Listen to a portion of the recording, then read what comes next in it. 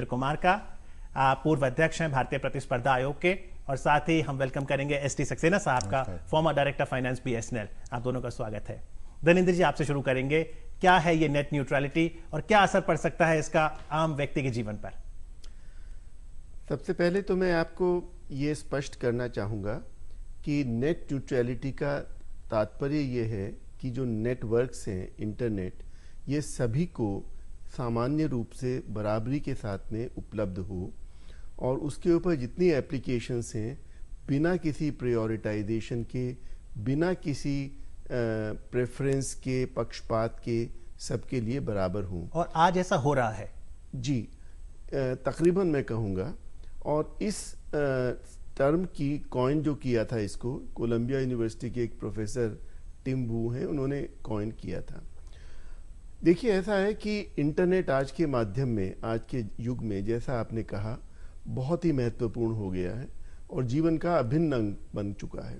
और इसके ऊपर इतनी सारी सुविधाएं, जन सुविधाएं हर प्रकार के, हर तबके के लोगों के लिए आधारित हैं। सारी, जैसे आपने कहा, air ticket, rail ticket, cinema ticket, e banking, इसके अलावा ई गवर्नेंस, बहुत सारी सुविधाएं इसके आधार पर मिलती हैं लोगों को।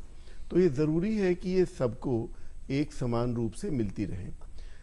क्या है कि कुछ टेलीकॉम सर्विस प्रोवाइडर्स, चूँकि उनको बहुत सारी जो प्रीमियम सर्विसेज हैं, जैसे फेसबुक है, व्हाट्सएप है, या दूसरी और बहुत सारी सुविधाएं उनके प्लेटफॉर्म पे दी जाती है, लेकिन उनको इसकी आय, कोई अतिरिक्त आय नहीं होती।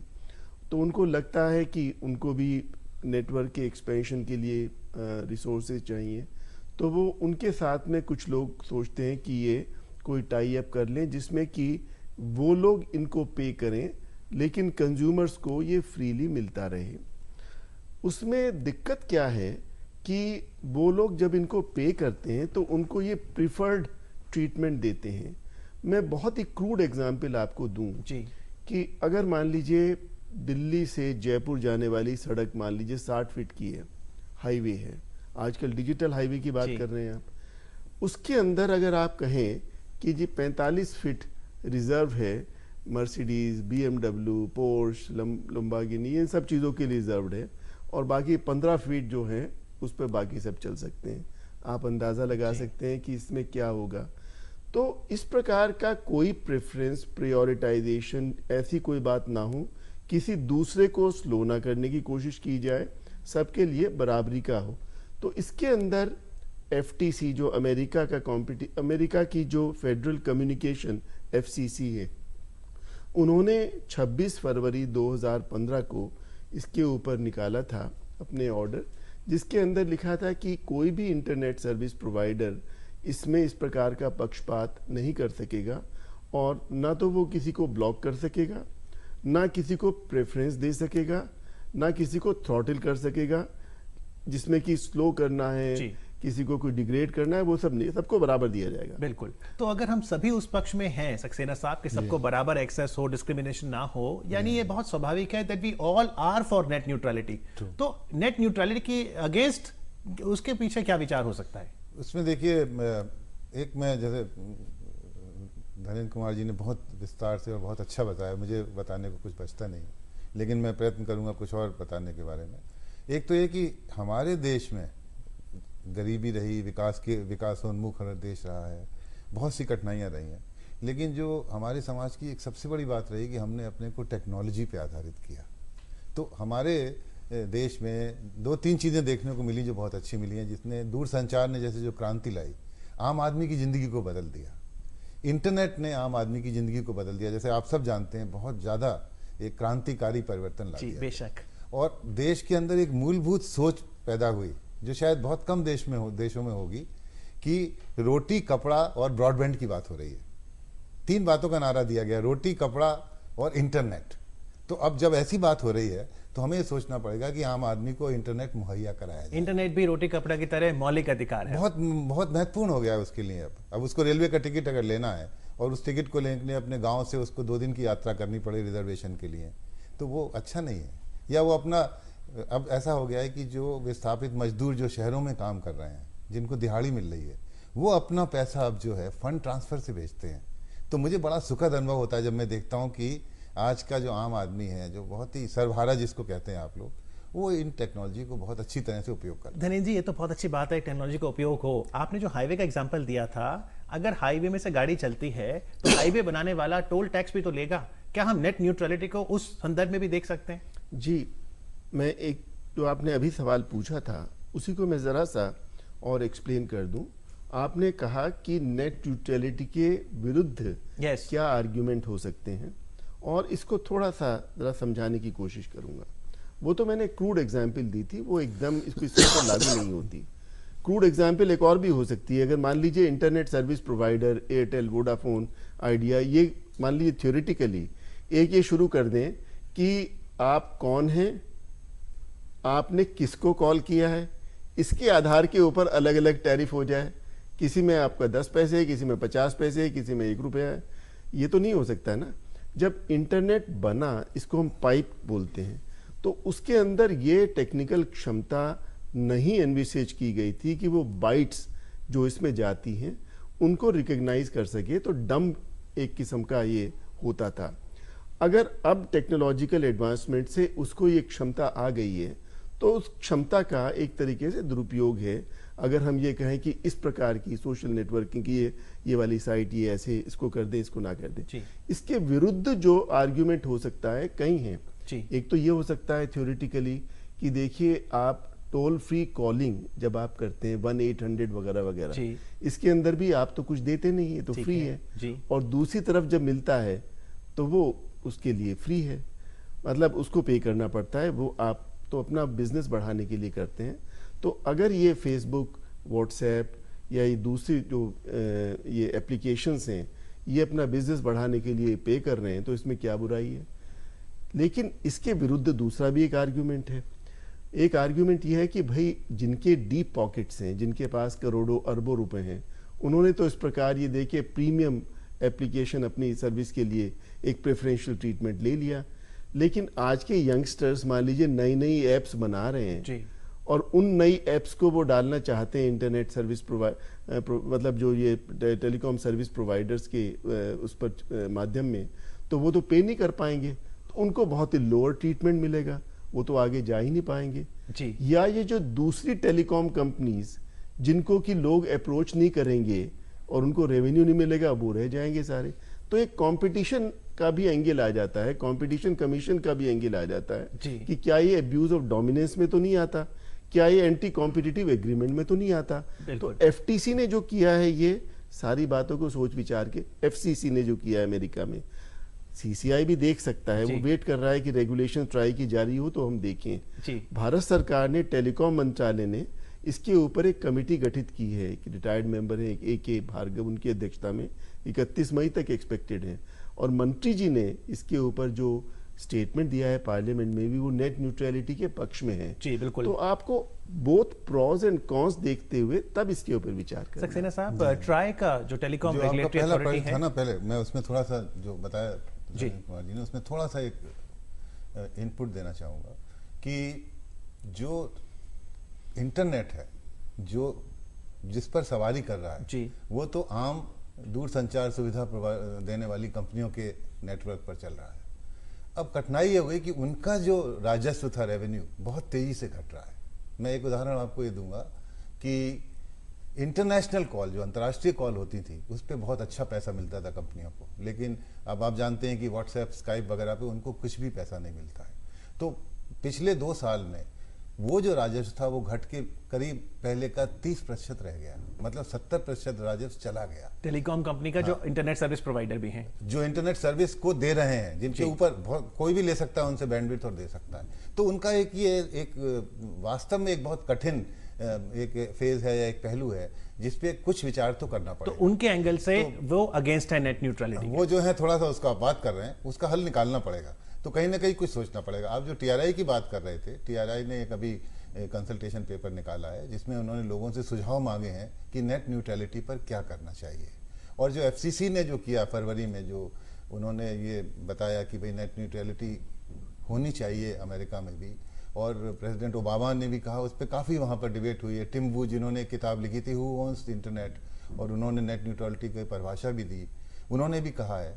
लेकिन अंदर से एक और बात पता लग रही है, कल मैं अखबार में पढ़ रहा था कि वहाँ पर भी एक उन्होंने ओपिनियन पोल लिया जिसमें बहुत से लोग अभी भी सोचते हैं कि भाई जो एक इनोवेशन होता है, जो नई चीज़ लोग सोचते हैं, उसको बढ़ावा देने में अगर उसको कुछ अधिक लाभ नहीं मिलेगा तो इनोवेशन में कहीं बिल्कुल स्टार्टअप्स को तो ये एक प्रो एंड कॉन वाली बात जी। लेकिन जो सवाल यहाँ पे सक्सेना जी ने रखा, जिज्ञासा पूर्वक मैं जानना चाहूंगा, इसका आंसर क्या है? Who owns the internet? Internet पर आखिरकार हक किसका है? इंटरनेट पर देखा जाए, अब सोचिए आप अगर कहें हवा पर किसका अधिकार है, पानी पर किसका अधिकार है, अब वो जमाना तो बीत गया जिसको हम कहें कि इंटरनेट पर किसी एक ओनर का अधिकार है। इंटरनेट इज इंटर नेटवर्क्स, उसका ये इंटरनेट है। ये सब मिला जुला के अब एक नई स्पेस, नया कॉस्मॉस बन गया है जिसके लिए हम डिजिटल हाईवे कर रहे हैं, ये वो। तो एक पब्लिक यूटिलिटी है ये जिस पर किसी का अधिकार नहीं है। और जैसा इन्होंने कहा, तो एक तरीके से आज तो आम आदमी का एक मौलिक अधिकार है। और इंटरनेट के ऊपर, इसके इस प्लेटफॉर्म के ऊपर बहुत सारी सर्विसेज राइड करती हैं। और सरकार जो डिजिटल इंडिया का प्रयास कर रही है धनेंद्र जी, वो भी इंटरनेट के ऊपर ही आधारित है। सारा बिल्कुल उसके ऊपर आधारित है। और हमारे देश में जो हमारे नौजवानों का बहुत ही I would say innovative fertile brain है, और इसीलिए हमारे नौजवान सिलिकॉन वैली या कहीं जाकर कितना अच्छा करते हैं। तो उनको देश में अगर अपने ब्रेन को इस्तेमाल करके नई नई ऐप्स बनाने में और इंटरनेट के आधार पर हमारे ज़रूरतों के मुताबिक भारतीयों के लिए नई नई एप्लीकेशंस ईजाद करने में, जिससे एक आम आदमी की ज़िंदगी और सुधर जाए, तो हमें तो इसको बढ़ावा देने की जरूरत है। बढ़ावा देने की दिशा में आपको लगता है सक्सेना साहब कोई नया कानून लाना होगा जो नेट न्यूट्रलिटी को रेगुलेट करे? जी देखिए, ऐसा है कि ऐसे कानून हमारे देश में हैं। अच्छा, नेट न्यूट्रलिटी का एक और संदर्भ में बात होती है जो बहुत ज़्यादा रेलेवेंट नहीं है, एक स्वच्छंदता, जिसमें आप जो इंटरनेट पे लिखना चाहते हैं अगर वो अश्लील नहीं है तो वो स्वतंत्रता होनी चाहिए। सौभाग्य से हमारे देश में वो है जो कुछ देशों में नहीं है। तो एक बहुत बड़ी बात तो पहली नेट न्यूट्रलिटी की है।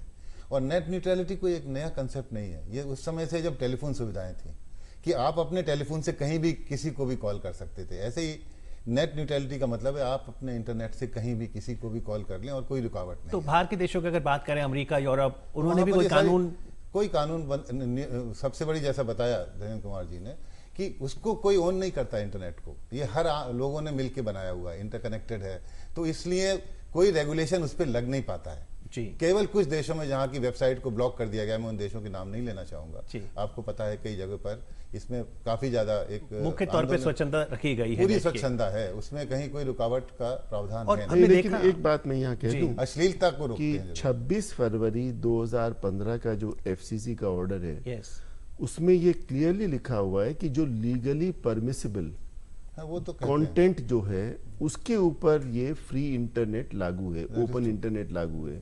जो लीगली परमिसिबल है ही नहीं उसके ऊपर तो लागू हो ही नहीं सकता। और अगर आप देखें यूरोप के अंदर भी यही थिंकिंग इमर्ज हो रही है, वहाँ पर भी डिबेट चल रही है अलग अलग कंट्रीज में। तो ये इंडिया में भी इस वक्त बड़ी ज़बरदस्त, जब ये उन्होंने ट्राई ने डिस्कशन पेपर ये रिलीज़ किया और उसके ऊपर जैसे मार्च अप्रैल के दिनों में बहुत, इसमें आपने देखा होगा मिलियन से भी ऊपर लोगों ने भेजे सुझाव, क्या उसमें नेट न्यूट्रलिटी के बारे में भेजे। लेकिन दोनों पक्ष हैं, इसमें कोई शक नहीं, क्योंकि सर्विस प्रोवाइडर्स को भी ज़रूरत है रिसोर्सेज की आगे एक्सपेंशन, नेटवर्क के लिए मॉडर्नाइज करने के लिए, लेकिन किस प्रकार से करें ये देखने वाली बात है।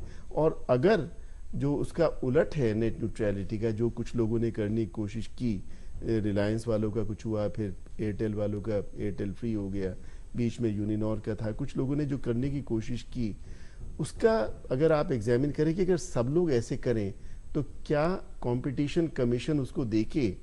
मेरे विचार से कंपटीशन कंसर्न बनता है, एंड आई कैन प्रूव। यही पूछना चाह रहा था आपसे, अभी क्या कोई CCI में मामला आया है, और अगर आएगा तो आप उसे कंपटीशन लॉ के लेंस से कैसे एग्जामिन करेंगे? देखिए, ऐसा है कि अभी तो CCI के पास उन्होंने जो ये भी एक रुख लिया है, जहाँ तक मुझे ज्ञात है, कि वो जब ये रेगुलेशंस बन जाएंगे, जब ये अभी तो ट्राई का मामला पड़ा हुआ है, सरकार ने भी देखा है, तो उस वक्त ये बात आएगी। अभी तो कुछ है नहीं, तो हमें 31 मई तक रुकना होगा। अभी तो उसके बाद भी जब ये बनते हैं। लेकिन मैं, आपने पूछा तो उसको मैं स्पष्ट कर दूं कि कंपटीशन कंसर्न्स दो तरह से हो सकते हैं। एक तो होता है सेक्शन 4 जिसको बोलते हैं, by the way competition commission के एनफोर्समेंट की 2 दिन बाद 20 तारीख को 6ठी वर्षगांठ है उनका। 6 साल पूरे होने पर बड़ा भारी उनका फंक्शन भी हो रहा है। आपको मुबारकबाद दे दें क्योंकि आप पहले चेयरपर्सन थे सीसीआई के। धन्यवाद। तो सेक्शन 4 जिसको बोलते हैं अब्यूज ऑफ डोमिनेंस, तो एक तो उसके अंदर आ सकता है। एक सेक्शन 3 होता है एंटी कॉम्पिटिटिव एग्रीमेंट, उसमें आ सकता है। सेक्शन 4 जिसको बोलते हैं अब्यूज ऑफ डोमिनेंस में, तो उसके लिए लेकिन पहले प्रूव करना पड़ेगा कि जो सर्विस प्रोवाइडर है वो डोमिनेंट है उस पर्टिकुलर सेगमेंट में। उसके लिए रेलेवेंट मार्केट को डिफाइन करना पड़ेगा कि जैसे बल्क ट्रांसमिशन ऑफ डेटा वगैरह। तो उन चीज़ों को ध्यान में रखते हुए टेक्निकलिटीज़ को अगर डोमिनेंट हमने कर दिया उसको घोषित, तब उस सूरत में देखना पड़ेगा कि क्या प्रीडेटरी प्राइसिंग है, क्या डिफरेंशियल प्रेफरेंशियल प्राइसेस हैं, इससे कंपटीशन में कोई नुकसान हो रहा है, या ऐसी एंटी कॉम्पिटिटिव एग्रीमेंट में उसमें क्या appreciable adverse impact on competition पड़ रहा है। लेकिन सारांश में जो इफेक्ट होता है, और इसको मैं अंडरलाइन करना चाहूंगा कि कंपटीशन का जो मुद्दा है कि मार्केट पर इफेक्ट क्या है, और उस इफेक्ट को एसेस करके तभी देखा जाएगा कि क्या ये एंटी कॉम्पिटिटिव है। तो सक्सेना साहब, अब आप ये मुद्दा कहां जाते हुए देख रहे हैं? ऐसा लग रहा है कि सभी उपभोक्ता तो यही कहेंगे we are in favour of net neutrality, internet service providers कहेंगे कि नहीं हम अगेंस्ट हैं। लेकिन अधिकांश में मुझे लगता है बहुत सारे सर्विस प्रोवाइडर भी इस बात पे राजी से ही लगते हैं। तो जो मैंने पहले आपसे निवेदन किया था कि इस देश में रोटी कपड़ा और सक्षम इंटरनेट की जरूरत है, एक। दूसरा क्या है कि नेट न्यूट्रलिटी बहुत महत्वपूर्ण यूँ भी है कि आम आदमी को जो अभी बैंडविड्थ मिल रही है वो बहुत कम है। दूसरे देशों में क्या होता है कि अब गीगाबाइट्स की बात होती है, हमारे यहाँ अभी भी 512 मेगाबाइट्स और उससे भी कम 256 पे बात हो रही। तो अगर नेट न्यूट्रलिटी नहीं रही तो बैंडविड्थ कम होने की वजह से उस बेचारे को कनेक्शन ही नहीं मिल पाएगा। तो स्पीड भी स्लो रहती है। स्पीड वैसे ही स्लो है, और अगर उसमें दूसरे बड़े लोगों ने, बड़े बड़े व्यापारियों ने और जो ज़्यादा प्रिविलेज कस्टमर है वो ले गए। तो इसलिए हमारे देश में इसका बहुत महत्व है और हमको बड़ा इसमें आभारी होना चाहिए सीसीआई का कि वो भी इस मुद्दे को जाने नहीं देंगे, जिससे आम आदमी की जो आवश्यकताएं हैं उनकी सुरक्षा। और आपको लगता है डिजिटल इंडिया का सपना अगर साकार होना है तो उसके लिए भी बहुत जरूरी है कि सरकार नेट न्यूट्रलिटी के मुद्दे पर बहुत नॉन डिस्क्रिमिनेटरी एक्सेस दे नागरिकों को? बहुत जरूरी है। ऐसा होगा फिर? मैं कि मैं आपको भी इस मामले में धन्यवाद देना चाहूंगा कि इस मुद्दे को आपने लाए और इस पे आपने आज इतना चर्चा की। शुक्रिया। धनेंद्र जी, फ्यूचर क्या दिख रहा है आपको नेट न्यूट्रलिटी का? देखिए, नेट न्यूट्रलिटी के ऊपर तो सरकार पहले ही जागरूक है और मंत्री जी का बयान भी आया है, और मुझे लगता है कि सरकार इसमें दोनों पक्षों को सुनने के बाद, और इस कमेटी ने भी तकरीबन 45 लोगों को सुन चुके हैं वो, जिसमें सर्विस प्रोवाइडर्स भी हैं, फ्लिपकार्ट, ये वो सबको सुना है, जितने और लोग भी हैं। सुनने के बाद वो एक अपनी बैलेंस्ड जो राय होगी वो सरकार को देगी, सरकार भी सबके हित में जो होगा वो करेगी। नेट न्यूट्रलिटी अगर यहाँ लागू होता है तो उसके एनफोर्समेंट की बात होगी, क्योंकि मौजूदा कानून उसके अंदर उसको नहीं गवर्न करते। अमेरिका ने बहुत सख्त कानून बनाए हैं इसके ऊपर कि उसके वायलेशन पे क्या क्या हो सकता है, और उन्होंने एक्शन लेने की बात की है। तो अगर यहाँ पर ये बनते हैं कानून तो उसके एनफोर्समेंट की बात होगी। तो हम भी विदेशों से कुछ वहां से वी कैन बोरो सम? नहीं, विदेशों से क्या, हम तो पूरे सक्षम है, हमने जो कुछ बनाया अपने आप बनाया, अपने सोसाइटी के मुताबिक बनाया। लेकिन हमें देखना ये कि हमारे समाज के लिए और सोशियो टेक्नो डेवलपमेंट के लिए हमारे लिए क्या ज़रूरी है। और जैसा आपने कहा कि आज के ख़ास प्रोग्राम में चूंकि एक रिजल्ट आए हैं बच्चों के, तो अब ऐसे बच्चों को भी आगे उनके दिमाग में क्या क्या प्लान्स हैं। बहुत सारे लोग एंटरप्रेन्योर्स बनेंगे, बहुत सारे लोग नई नई अपनी इनोवेशंस ईजाद करेंगे। उनके लिए भी ज़रूरी है कि उनको बढ़ावा, प्रोत्साहन दिया जाए और उनको सारी सुविधाएं वो मिलें जो कि विदेशों में मिल रही हैं, प्लेटफॉर्म मिले, एनकरेजमेंट मिले। तो मेरे ख्याल से तो ठीक ना केवल डिजिटल इंडिया चलते चलते सक्सेना साहब, चाहे मेक इन इंडिया की बात है या स्किलिंग इंडिया की बात है, वहां पर भी हमें इंटरनेट चाहिए, नॉन डिस्क्रिमिनेटरी एक्सेस चाहिए। वो जो है एक मूलभूत ढांचा रहेगा, इंफ्रास्ट्रक्चर फैसिलिटी। तो इसलिए इंटरनेट जितना बढ़ेगा देश का उतना विकास होगा। तो फिर ये मुद्दा कैसे बन गया एकाएक? फिर भी घूम के सवाल वही आता है, अगर ये इतना आसान था तो फिर इतना 2 महीने में इस पे अनावश्यक हाई तौबा में जो कहना कैटलिस्ट जिसको कहते हैं, कैटलिटिक रिएक्शन जब हुई, जब फ्लिपकार्ट और एयरटेल का समझौता हुआ, उस समय एकदम मैंने देखा कि मीडिया में लोग जागरूक हुए और वो बंद भी हो गया वो समझौता, बाद में रद्द भी कर दिया गया। लेकिन जहाँ तक नेट न्यूट्रलिटी की बात है, वो पिछले 3-4 साल से सारे विश्व में इस पे बहुत ज़्यादा चर्चा हो रही है। और 2006 में जो टिम वू का जो आपने उल्लेख किया, कोलंबिया के प्रोफेसर हैं, इंटरेस्टिंगली वो एक साइंटिस्ट हैं, he is a biochemist and he has gone into Harvard law school and then became a professor of law. तो वो जो ये बात कह रहे हैं वो 2006 की किताब है, हु ओन्स इंटरनेट, ये 2006 की बात है। तो ये तो बहुत समय से चल रहा है। हमारे यहाँ पे भी TRI ने 2013 में इस मुद्दे को उठाया था, लेकिन उस समय ये इतना ज्यादा महत्वपूर्ण नहीं था। तो ट्राई ने कंसल्टेटिव पेपर किस उद्देश्य से निकाला? अब निकाला है कि जिससे कि हर पहलू पे उसके लोगों के सुझाव मांगे जाएं और फिर उसके बाद में उनके ओपन हाउस होंगे जहां डिस्कशन होगा और किसी एक मुद्दे पे पहुंचेंगे। अंत में धनेंद्र जी, अभी भी जो कार्यक्रम देख रहे हैं वो भी कोई सुझाव देना चाहें तो ट्राई से संपर्क कर सकते हैं या CCI से? CCI तो देखिए अभी इस मामले को नहीं देख रही है। जब ये कोई भी फाइनल रेगुलेशंस निकल जाएंगे तब उसके ऊपर फिर CCI देखेगी। अभी तो फिलहाल उनके पास में एक्टिव, जहां तक मुझे पता है, नहीं है। हो सकता है हो। जहां तक ट्राई का सवाल है, उनकी लास्ट डेट मुझे मालूम नहीं कि अभी है, मेरे ख्याल से शायद निकल चुकी है या है। अभी है सब। अगर है तो उनको जरूर भेज सकते हैं, सरकार को तो भेज ही सकते हैं, क्योंकि जो कमेटी बनी है, जैसे मैंने आपसे कहा, मिस्टर AK भार्गव की अध्यक्षता में 6 मेंबर कमेटी, उन्होंने शायद 31 मई तक अपनी सिफारिशें सरकार को भेजनी है। लेकिन हम तो एक जनतांत्रिक डेमोक्रेटिक उसमें है मुल्क में, पहले भी मिलियन से ऊपर लोगों ने ट्राई को भेजे हैं अपने कमेंट्स, तो ये ट्राई को भी भेज सकते हैं, सरकार को भी भेज सकते हैं, कमेटी को भी भेज सकते हैं, CCI को चाहे भेज दें, लेकिन CCI अभी इसको देख नहीं रही है, बाई ऑल मीन्स। लेकिन कुल मिलाकर एक ये पहलू ऐसा बन जाता है जो देश की प्रगति, अर्थव्यवस्था की तकनीकी रूप से प्रगति के लिए एक महत्वपूर्ण बिंदु बन जाता है। और इसलिए सरकार का आश्वासन कि प्रत्येक नागरिक को बिना किसी डिस्क्रिमिनेशन के इंटरनेट का एक्सेस मिले, इससे बहुत राहत मिली है। और आज इस विषय पर बातचीत करने के लिए धनेंद्र कुमार जी आपका, सक्सेना साहब आपका बहुत बहुत धन्यवाद। Thank you.